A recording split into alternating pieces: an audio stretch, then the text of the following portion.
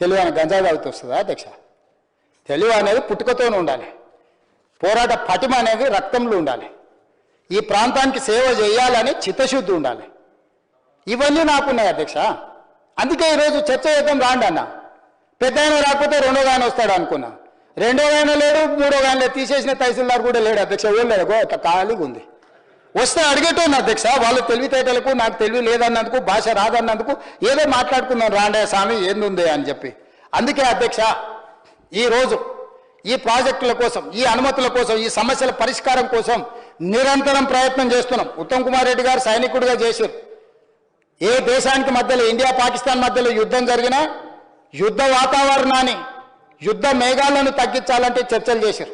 India China మధ్యలో యుద్ధం జరిగినా యుద్ధ వాతావరణాన్ని తగ్గించడానికి చర్చలు చేశారు. గల్వాన్ లోయలో జరిగిన సంఘటన తర్వాత కూడా చర్చలు చేశారు.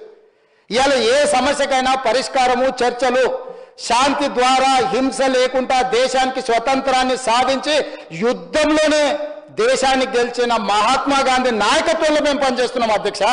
మహాత్మా గాంధీ హింసకు పాల్పడలే, మహాత్మా గాంధీ ఆయుధం పట్టుకోలే, శాంతి బోధల ద్వారా శాంతియుతంగా యుద్ధం చేసి ప్రపంచంలో అతిపెద్ద దేశమైన భారతదేశాన్ని గెలిచండి బ్రిటిష్ వాళ్ళ మీద.